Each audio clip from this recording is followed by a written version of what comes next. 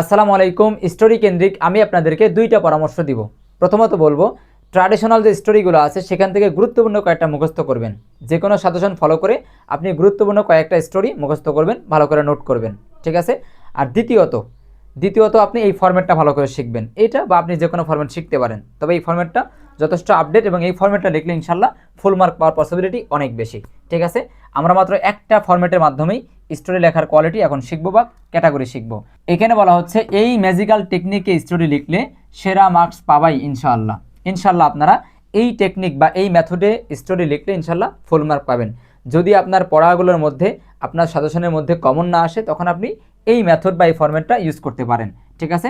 প্রথমে যেটা করতে হবে সেটা হচ্ছে স্টোরি নেম। অবশ্যই আপনাকে এটা নেম সেট আপ করতে হবে, এটা নাম সেট আপ করতে হবে। আপনার কোশ্চেনে কি থাকবে, গল্পের বা স্টোরির একটা ওপেনিং স্ট্যাটাস দেওয়া থাকবে, শুরুর দিকটা দেওয়া থাকবে, 2 লাইন, 2.5 লাইন, 3 লাইনও থাকতে পারে। ওই যে 2, 2.5 লাইন, 3 লাইন গল্পের শুরুটা দেওয়া আছে বা গল্পের ওপেনিং স্ট্যাটাস দেওয়া আছে, ওইখান থেকে বুঝে ওইখানকার প্রাসঙ্গ বুঝে বা ওইখানের ভাইব বুঝে আপনাকে একটা নাম সেট আপ করতে হবে, একটা নাম নির্ধারণ করতে হবে। সেই নামটা এখানে লিখতে হবে একেবারে আমাদের খাতার মাঝ বরাবর। কি বলা আছে, একদম খাতার মাঝখানে স্টোরি লিখতে হবে। স্টোরির নামটা একদম খাতার মিডল বরাবর। সাপোজ যদি আমাদের খাতাটা এরকম হয়, তাহলে আমরা একেবারে মিডল বরাবর স্টোরির নাম সেট আপ করবো, একটা নাম দিব। যতটুকু দেওয়া আছে কোশ্চেনের মধ্যে গল্প, অতটুকুর উপর ভিত্তি করে আমরা একটা নাম সেট আপ করবো, ঠিক আছে।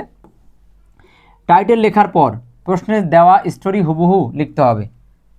মানে আমরা যখন স্টোরির নাম সেট আপ করবো, নামটা মাস বরাবর দেওয়ার পরে এবার আমরা শুরু করবো কোত্থেকে, কোশ্চেনে যা আছে তাই দিয়ে।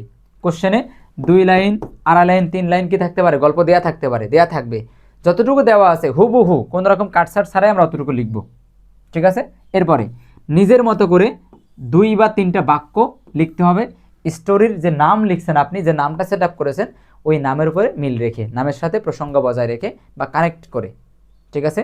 2 নম্বর কাজ, আমাদের মোট 3টা কাজ করতে হবে। একটা কি, মোট 4টা কাজ করতে হবে। প্রথমত একটা নাম সেট আপ করতে হবে, নামটা কীভাবে সেট আপ করবো, ওই যে যতটুকু গল্পের অংশ দেওয়া আছে বা গল্পের শুরুটা দেওয়া আছে, ওই শুরুর 2 লাইন, 2.5 লাইন, 3 লাইন যেটা কোশ্চেনে দেওয়া আছে ওইটা বুঝেই, ওটার পরিভাষা, ওটার ভাব, ওটার ভাইব, এইটা বুঝে আমাদেরকে একটা নাম সেট আপ করতে হবে, প্রথম কাজ।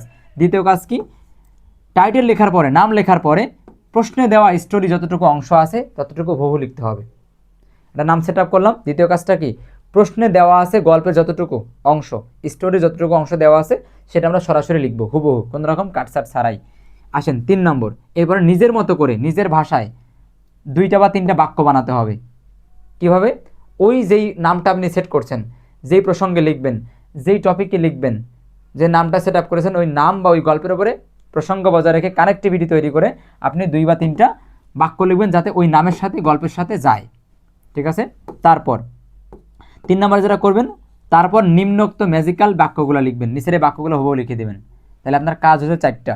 প্রথমত নাম সেট আপ করবেন, কোশ্চেনে যতটুকু দেওয়া আছে ওটা বুঝে। দ্বিতীয়ত কোশ্চেনে যতটুকু গল্প দেওয়া আছে ততটুকু লিখবেন। তারপর কি করবেন, নিজের মতো 2টা 3টা বাক্য বানাবেন, এটা আপনাকে বানাতে পারতে হবে, ঠিক আছে। আর সর্বশেষ কী করবেন, এখানে যা আছে তাই লিখে দিবেন। ওই 2-3টা বাক্য আপনি বানাইছেন যেগুলা, তার নিচে ওই 2-3টা বাক্য বানাবেন, তার নিচে এটা হুবহু লিখে দিবেন, স্ক্রিনশট নিয়ে নেন, এটাই লিখবেন, ঠিক আছে। এই এবং আপনারা মনে রাখবেন যে এখানে একটুখানি খেয়াল রাখবেন, যখন গল্প বানাবেন বা বাক্য যখন বানাবেন তখন অবশ্যই প্রোনাউন কেন্দ্রিক মিস্টেক থাকতে পারে, ঠিক আছে। প্রোনাউন কেন্দ্রিক মিস্টেক থাকতে পারে, এজন্য হি, শি, ইট, দে ইত্যাদি ইত্যাদি প্রোনাউন এবং নাম্বার পার্সন এই অনুযায়ী ভার্ব বসানো, একটু বাক্যের স্ট্রাকচারটা ঠিক রাখার চেষ্টা করবেন, ঠিক আছে। এটা হচ্ছে আমাদের একটা ম্যাজিক্যাল ওয়ে, এই একটা দিয়ে আপনি লিখতে পারবেন। কিন্তু চেষ্টা করবেন গুরুত্বপূর্ণ যেগুলো স্যাররা সাজেশন দিয়েছে, আমি নিজে দিয়েছি, আপনার স্যাররা দিয়েছে, আপনি যার সাজেশন ফলো করেন তার সাজেশন থেকে আপনি গুরুত্বপূর্ণ যেগুলো আছে সেগুলো সবগুলো ভালো করে রেডি করে যাবেন।